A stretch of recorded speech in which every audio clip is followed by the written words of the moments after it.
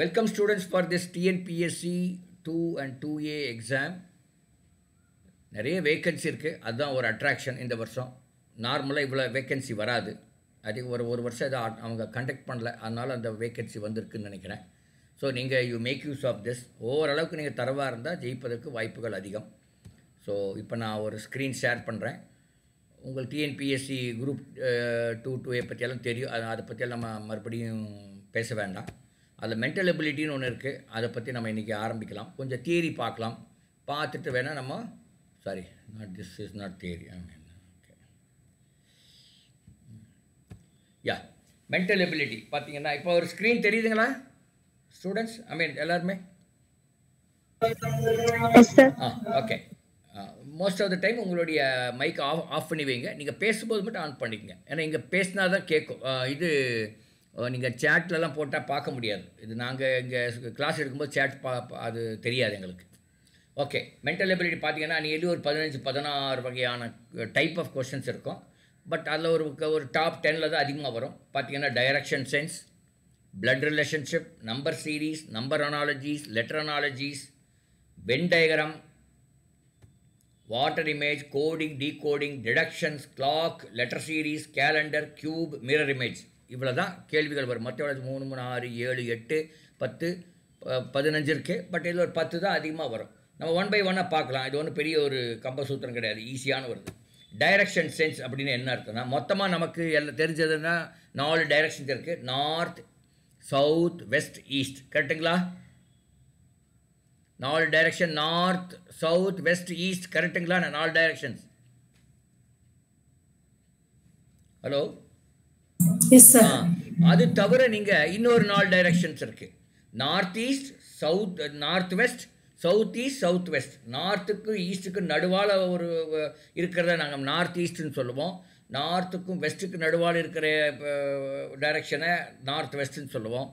South. இதை நீங்கள் அப்படியே உங்கள் மனசில் ஒரு படம் போட்டுக்கணும். எக்ஸ் ஆக்சிஸ், ஒய் ஆக்சிஸ் மாதிரி படம் போட்டிங்கன்னா எது நார்த், எது சவுத்து, எது ஈஸ்ட்டுன்னு நீங்களே வச்சுக்கோங்க. அது மாதிரி அப்போ 8 டைரக்ஷன் இருக்குது. இப்போ டிப்பிக்கல் கொஷின் எப்படி வரும் பாருங்கள். ஒவ்வொரு கொஷின் கூட பார்க்கலாம், அதிகமாக கூட வேண்டியதில்லை. டிப்பிக்கல் கொஷின் எப்படி இருக்குன்னா, நான் படிக்கிறேன் பாருங்கள். A man travels east 4 kilometers and turns left and travels 3 kilometers and turns right and walks 5 kilometers. Travels or walks எல்லாம் ஒன்று தாங்க. அது ஏன் அந்த யூஸ் பண்ணிட்டாங்கன்னு அப்படியெல்லாம் யோசிக்க வேண்டியதில்லை. ஸோ யாரோ ஒருத்தர் படிக்கிறீங்களா இதை? டிப்பிக்கல் கொஸ்டின் போட்ட ஒரு இடம் நான் ஒரு இடம் படிச்சுட்டு நீங்கள் ஒரு இடம் படிக்க பார்க்கலாம். ஒன் ஆஃப் யூ இன்ட்ராக்டிவாக இருக்கணும், இல்லைன்னா ஆன்லைன் கிளாஸ் அப்புறம் பிசு தரும். இன்ட்ராக்டிவாக இருந்தால் தான் உங்களுக்கும் படித்த மாதிரி இருக்கும். That's very important in an online class.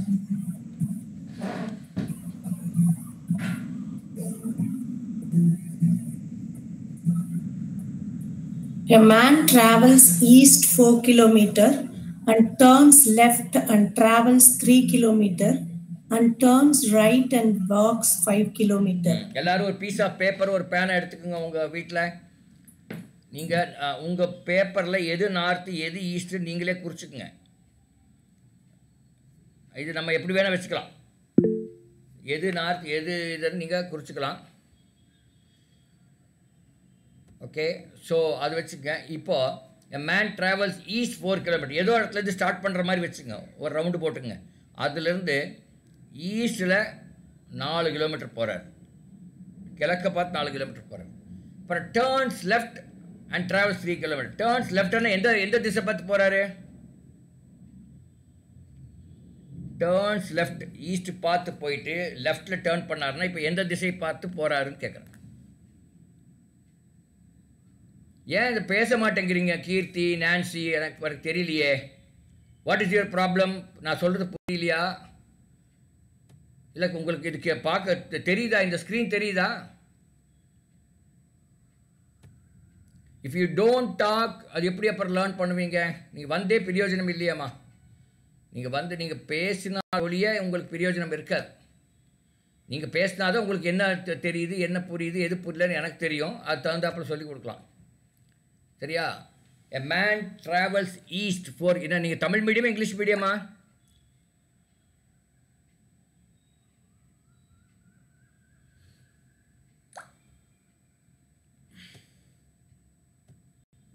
மணி மித்ரா, நீங்க தமிழ் மீடியமா இங்கிலீஷ் மீடியமா? English medium sir. ஏன் பேச மாட்டேங்கிறீங்க? எனக்கு புரியலையே. why don't you talk unless இருக்கிறதே 4 பேர், அதில் நீங்கள் 4 பேரும் பேசலன்னா அப்புறம் எப்படி நமக்கு எடுக்க முடியும்? கீர்த்தி, ஜெயராஜ், நீங்கள் என்ன தமிழ் மீடியமா இங்கிலீஷ் மீடியமா? பேசலைன்னா இங்கே லேர்ன் பண்ண முடியாது ஆன்லைனில். கீர்த்தி, ஜெயராஜ், நான் உங்களை தான் கேட்குறேன், என்ன மீடியம் நீங்கள்? Sir English medium. ஏன் பேசல அவ்வளோ தயக்கப்படுறீங்கன்னு கேட்குறேன், எனக்கு புரியல. வேற ஏதாவது தெரியாத கேள்வி கேட்டனா? why are you so hesitant in talking English? ஏன் அவ்வளோ தயக்கம் உங்களுக்கு? ஓகே, இந்த கொஸ்டின் பாருங்க. இப்போ நம்ம என்ன சொன்னோம்னா 4 டைரக்ஷன்ஸ் இருக்கு, நார்த், சவுத், வெஸ்ட், ஈஸ்ட், அப்படி 4 டைரக்ஷன். அது தவிர இன்னொரு 4 டைரக்ஷன் இருக்கு, north east, north west, south east, south west. உங்கள் எக்ஸாமில் கேள்வி எப்படி வரும்னா, and man travels east 4 kilometer and turns left and travels 3 kilometer and turns right and walks 5 kilometer, இப்படி கொடுத்துருக்காங்க. இப்போது நீங்கள் ஒரு பேப்பரில் போட்டு அப்படியே ஒரு போட்டிங்கன்னா ஈஸ்ட்டில் 4 கிலோமீட்டர் போன பிறகு லெஃப்ட் டேர்ன் பண்ணுறார் அப்படிங்கிறாங்க. அப்போ 3 கிலோமீட்டர் அங்கே மேலே லெஃப்ட்டில் போகிறாங்க. அப்போது எந்த டைரக்ஷன் பார்த்து போயிருப்பார் அவர்? North sir. நார்த் பார்த்து போயிருப்பார். வெரி குட், 3 கிலோமீட்டர் நார்த் பார்த்து போயிட்டார். அதுக்கப்புறம் டேர்ன்ஸ் ரைட், ரைட்டில் திரும்புறாரு, 5 கிலோமீட்டர் போகிறார். அப்போ டேர்ன் ரைட்னா எந்த திசை பார்த்து போயிருப்பாரு? ஈஸ்ட். ஈஸ்ட். இப்போ கேள்வி எப்படி இருக்குன்னு பாருங்க. What is the total distance travelled? மொத்தமாக எவ்வளோ டிஸ்டன்ஸ் டிராவல் பண்ணியிருக்காரு? எல்லாத்தையும் கூட்டம் 4 + 3 + 5 இல்லைங்களா? மொத்தமாக அவர் ட்ராவல் பண்ணது 4 கிலோமீட்டர், அப்புறம் ஒரு 3 கிலோமீட்டர், அவர் 5 கிலோமீட்டர். 4 + 3 + 5 வந்து எவ்வளோ? 12 கிலோமீட்டர் ட்ராவல் பண்ணியிருக்கார். அடுத்த கொஸ்டின் 2 அப்புறம் போகலாம், கொஸ்டின் 3 போகலாம். முதல்ல what is the vertical distance travelled? வெர்டிக்கல்னா மேலும் கீழே உள்ள டிஸ்டன்ஸ் எவ்வளோ? அதாவது இந்த மேலும் கீழே உள்ள டிஸ்டன்ஸ் இங்கே வந்து நார்த்தில் போனது தான் மேலும் கீழே டிஸ்டன்ஸ், அது எவ்வளோ? 3 kilometre. What is horizontal distance travelled? 4 + 5 9 kilometre இல்லைங்களா? ஹரிசாண்டல்னா பக்கவாட்டில், வெர்டிக்கல்னா செங்குத்தா, அதான் தமிழில் சொன்னால். பக்கவாட்டில் 4 + 5 கிலோமீட்டர் 9 கிலோமீட்டர் போயிருக்கார். இப்போ கொஸ்டின் 2 வாங்க. What is the distance from the starting point to the end பாயிண்ட்னு கேட்குறாங்க. அதாவது எங்கே ஸ்டார்ட் பண்ணாரோ எங்கே முடித்தாரோ இந்த ரெண்டுக்குள்ள டிஸ்டன்ஸ் எவ்வளோன்னா, அது வந்து நேர்கோடு, அது ரெண்டையும் இணைச்சா எது வருதோ அந்த டிஸ்டன்ஸ். இதுக்கு நிறைய பேர் இதுக்கு. What is the distance between the starting point and end பாயிண்ட்னு கேட்கலாம். அல்லது what is the flight distance from the starting point and end பாயிண்ட்னு கேட்கலாம். அல்லது what is the crow flying டிஸ்டன்ஸ்னு கேட்பாங்க. க்ரோ ஃப்ளைங்னா காக்கா விட்டு எப்படி பறக்கும் அந்த டிஸ்டன்ஸ். இந்த மாதிரி நிறைய வேர்ட்ஸ் இங்கே யூஸ் பண்ணுவாங்க. க்ரோ ஃப்ளையிங் டிஸ்டன்ஸ் அதை கண்டுபிடிக்கணும்னா இந்த ஹரிசாண்டல் டிஸ்டன்ஸு, வெர்டிக்கல் டிஸ்டன்ஸையும் இந்த க்ரோ ஃப்ளையிங் டிஸ்டன்ஸையும் போட்டு நீங்கள் ஒரு முக்கோணம் போட்டிங்கன்னா அது ஒரு செங்கோண முக்கோணம், right angle triangle. Right angle triangle 90 டிகிரிக்கு ஆப்போசிட்டில் இருக்கிறது ஹைபாட்டன் நியூஸ்ன்னு நீங்கள் படிச்சிருப்பீங்க. அந்த லென்த் எப்படி கண்டுபிடிக்கிறது? பித்தாகரஸ் தியரம் தெரியுங்களா? பித்தாகரஸ் தியரத்தைப்படி சொல்லுங்க. Hypotenuse squared is equal to adjacent square plus opposite square. ஆமாம், கரெக்ட். அதெல்லாம் போட்டிங்கன்னா 3 ஸ்கொயர் வந்து 9, 9 ஸ்கொயர் வந்து 81, 9 + 81 is 90, 90 square root of 90 is the hypotenuse இல்லைங்களா? அந்த 90 வந்து அந்த ஹைபாட்டன்யூஸோட ஸ்கொயர். பட் நமக்கு அந்த வெறும் அந்த டிஸ்டன்ஸ் வேணும்னா அதோட ஸ்கொயர் ரூட் எடுத்திங்கன்னா அதுதான் ஆன்சர் ஆச்சுங்களா? இந்த மாதிரி தான் கேள்வி கேட்பாங்க. இன்னும் ஒரே ஒரு கேள்வி இருக்குது. நான் கொஸ்டின் 1, 2, 3, 4 பண்ணிட்டோம். 5 ஒன்று இருக்கேன். 5 என்னன்னு பார்க்கலாம். கொஸ்டின் 5 பார்த்துக்கலாம். Question what is the direction the end located from the start point? End வந்து ஸ்டார்டிங் பாயிண்ட்லேருந்து எந்த டைரக்ஷனில் இருக்குது? அந்த கடைசியாக போய் ஒரு பாயிண்ட் சேர்ந்தார் இல்லையா, அந்த பாயிண்ட் வந்து ஸ்டார்டிங் பாயிண்ட்லேருந்து எந்த ஒரு திசையில் இருக்கிறது? ஸ்ட்ரெயிட் நார்த்தில் இருக்குன்னு சொல்ல முடியுமா? நேர நார்த்தில் இருக்குன்னு சொல்ல முடியுமான்னு கேட்டேன். முடியாது. ஏன்னா ஈஸ்ட் போயிருக்காரு, நார்த்தும் போயிருக்காரு. அப்ப என்ன டைரக்ஷன்ல இருக்கு? நார்த் ஈஸ்ட்ல இருக்கு இல்லைங்களா? வடகிழக்குல இருக்கு. நார்த் ஈஸ்ட்னா தமிழ்ல வடகிழக்கு திசை. வடமேற்கு திசை, தென்கிழக்கு திசை, தென்மேற்கு திசை. அப்போ உங்களுக்கு நம்ம இந்த எக்ஸாம் பாயிண்ட் ஆஃப் வியூவில் 8 திசைகள் தெரிஞ்சிருக்கணும். அது ஆப்ஷன் எப்படி கொடுத்துருக்காங்களோ அதை பொறுத்து நீங்கள் எழுதலாம். ஓகே, ஐ திங்க் இது ஒன்று பெரிய ஒரு விந்தையில். இந்த ஒரே ஒரு கேள்வி இதில் போயிடலாம். அப்போ பாருங்கள், இந்த கேள்வி போகிறேன். ரெண்டாவது கேள்வி யாரோ ஒருத்தர் படிங்க பார்க்கலாம். ஏ person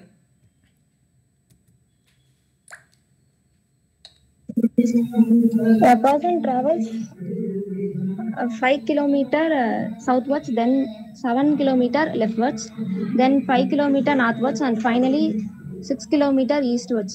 How far he is from the previous location? இப்போ படம் போடுங்க. படம் போட்டாவே தெரிஞ்சு. பர்சன் ட்ராவல்ஸ் 5 கிலோமீட்டர் சவுத்வர்ட்ஸ், ஓகே, தென் 7 கிலோமீட்டர் லெஃப்ட்வர்ட்ஸ். அப்படின்னா எந்த திசை பார்த்து போயிருப்பார்?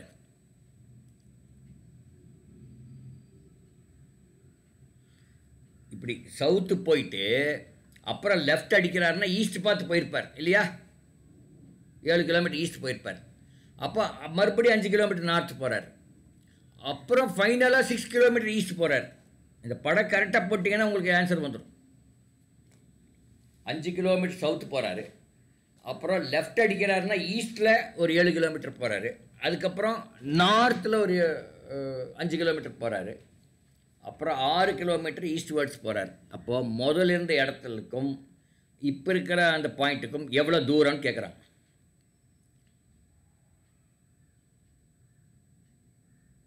முதல்ல இருந்த பாயிண்ட்டும் 13 கிலோமீட்டர்ஸ். ஏன்னா அந்த நார்த்து சவுத்தில் எந்த அளவுக்கு சவுத்து வந்தாரோ அந்த அளவுக்கு நார்த்தில் போயிட்டார். அப்போ சம இதில் இருக்குது. இங்கே பித்தாகரஸ் தியரில் தேவையில்லை. பித்தாகரஸ் தியரத்தில் நீங்கள் போட்டு குழப்பிக்க வேண்டியதில்லை. இங்கே வந்து பார்த்தீங்கன்னா ஏன்னா 5 கீழே வந்து மறுபடியும் 5 மேலே போயிட்டார். அப்போ ஒரே சமநிலையில் இருக்குது. ஆனால் இந்த பக்கவாட்டில் மட்டும் 7 + 6 13 கிலோமீட்டர் போயிருக்கார். இது கஷ்டங்களா ஸ்டூடெண்ட்ஸ்? இது கஷ்டமா? டைரக்ஷன் சென்ஸில் வேறு நிறைய கேள்விகள் இருக்குது, அதெல்லாம் நம்ம பார்க்க வேண்டாம். நம்ம கொஸ்டின் பேப்பர் பார்க்கும்போது அதை பார்த்துக்கலாம் டைம் இருந்தால். இது கஷ்டமானு கேட்குறேன் உங்களுக்கு. கஷ்டமே இல்லை. இப்போ டிஎன்பிஎஸ்சி வந்து ஈஸியான ஒரு பரீட்சை. நீங்கள் கரெக்டாக புரிஞ்சு நீங்கள் பண்ணிட்டீங்கன்னா போதும். அடுத்தது பாருங்கள், பிளட் ரிலேஷன்ஷிப் போகலாம். அதாவது நம்ம ரத்த சம்பந்தங்கள் பற்றி. இப்போ லெவல் 3 பாருங்கள். லெவல் 3ல் யாருன்னு அங்கே தான் நீங்கள் இருக்கிறீங்க. லெவல் 3 தான் நம்மளாம் இருக்கோம். நானும் செல்ஃபனா, நான் பிரதர், என்னுடைய தம்பி, அவர் என்னுடைய ஜென்ரேஷன் சேர்ந்தவரா, ஒரே லெவல் சேர்ந்தவரா? எங்கள் தம்பி ஆனனோ, பிரதர்னா இங்கிலீஷில் தம்பி எல்லாம். நானும் எங்கள் தம்பி ஆனனோ ஒரே ஜென்ரேஷன் சேர்ந்தவங்களா, ஒரே தலைமுறையை சேர்ந்தவங்களா? ஜென்ரேஷனாக தலைமுறை. அப்புறம் எங்கள் சிஸ்டர், ஆமாம். என்னோடய ஒய்ஃபு, ஆமாம். பொண்ணாக இருந்தால் அவங்க ஹஸ்பண்டு அதே தான். அப்புறம் பிரதர்லாம் எங்கள் தங்கச்சியோட ஹஸ்பண்டு, அவரும் இதே தலைமுறை தான். எங்கள் தம்பியோட ஒய்ஃபு சிஸ்டர்லாம் அவங்களும் அதே தான். கசின் அப்படின்னா என்னுடைய சித்தப்பா பெரியப்பா பசங்க அல்லது மாமா அத்தை பசங்க. இங்கிலீஷில் கசின்.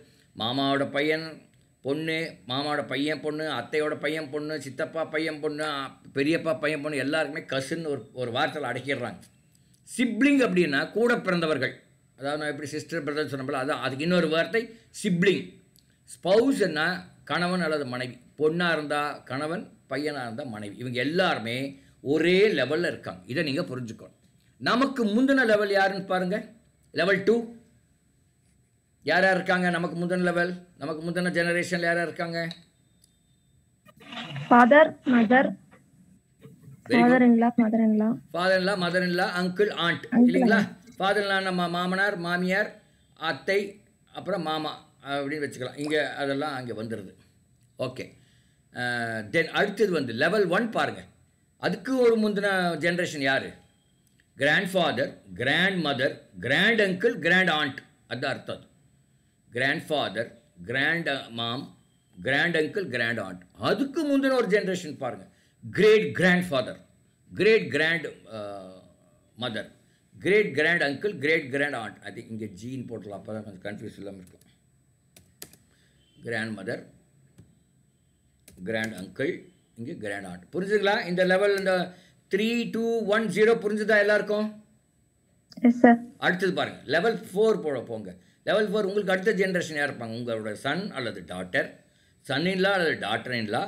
நெஃப்யூன்னு யாருன்னா உங்களோட தம்பியோ தங்கச்சியோ அக்காவோ அண்ணனோ அவரோட குழந்தை, அவரோட பைய குழந்தை, அதாவது மேல் சன், அவங்களோட சன் வந்து நெஃப்யூ.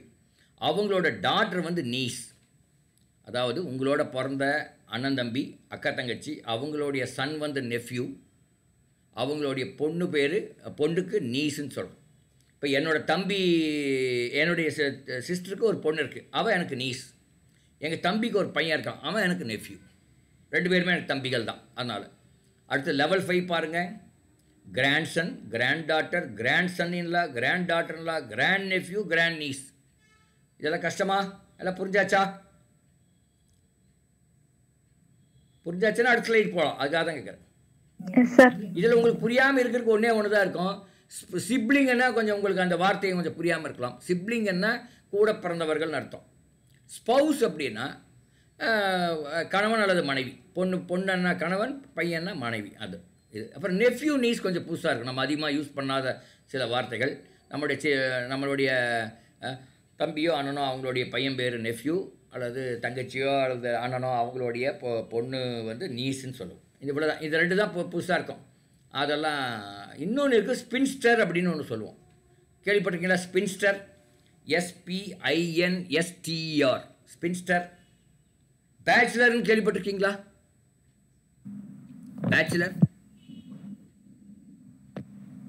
பேச்சுலர்னா கல்யாணம் ஆகாதவர்.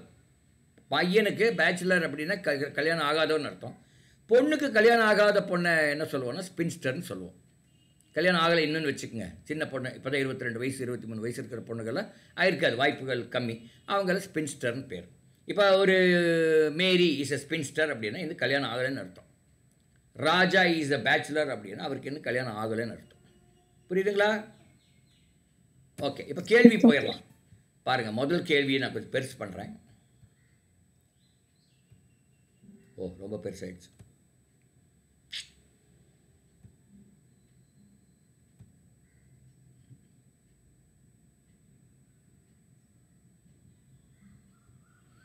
C's mother says to C.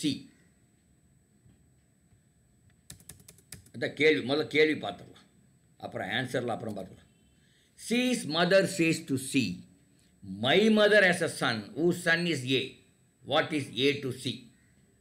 தலை சுற்றுதா எல்லாருக்கும்? படிச்சுடனே ஸ்டூடெண்ட்ஸ் தலை சுற்றுதுங்களா? படிச்சுடனே என்ன மாதிரி ஒரே மாதிரியாக இருக்கும். ஆனால் அதே கேள்வி 2 முறை 3 முறை படிங்க, இவ்வளோதானா அப்படின்னு இருக்கும். C's mother says to C. அதாவது சிங்கிறவங்க ஒருத்தர், அவங்க அம்மா வந்து C கிட்ட சொல்கிறாங்க, my mother as a Sun whose son is A சொல்கிறாங்க. அப்புறம் what is A to C at the question. இப்போ நம்ம பார்க்கலாம் ஒன் பை ஒன்னாக. C's mother says to C. அப்போ இங்கே பாருங்கள் நான் என்ன பண்ணுறேன்னு. முதல்ல சி போட்டுக்கிறேன். இங்கே போட்டுக்கிறேன்னா சி தெரியுதுங்களா? சி. அப்புறம் சியோட மதர் ஒரு ஜெனரேஷன் முன்னாடி ஒரு லெவல் மேலே இருக்காங்க. C's mother says to C, my mother அப்படின்னா அவங்க யார்? சியோட அம்மா வந்து சி கிட்ட என்னோட அம்மான்னு சொன்னால் அது யார்? அது சிக்கு என்ன ஆகணும்? கிராண்ட்மா. அது பாரு மேலே ஒரு லெவல் போட்டோன்னா my mother as a Sun. அந்த எங்கள் அம்மாவுக்கு ஒரு சன் இருக்காங்கன்னா அவங்க யாரா என்ன ஆகணும்? சிக்கு அங்கிள். Cheese uncle. அங்கிளோட சன் ஏ அப்படின்னா இந்த ஏங்கிற ஒரு சிக்கு என்ன ஆகணும்? கசின். அவ்வளோதான். இப்படி நீங்கள் கண்டுபிடித்து கொள்ளலாம். அப்போது நீங்கள் உங்கள் பேப்பரில் எழுதும்போது சின்னதாக கிறுக்கும்போது கரெக்டான லெவலில் போடணும். அப்போ தான் அது வந்து சக்ஸஸ் வரும். மனசுலேயே போடுறேன்னு போட்டிங்கன்னா கண்டிப்பாக தப்பு வரும், சந்தேகமே எல்லாம் தப்பு வரும். மனசுலையெல்லாம் போடக்கூடாது இதெல்லாம், இந்த மாதிரி கேள்வியெல்லாம். சில கேள்வி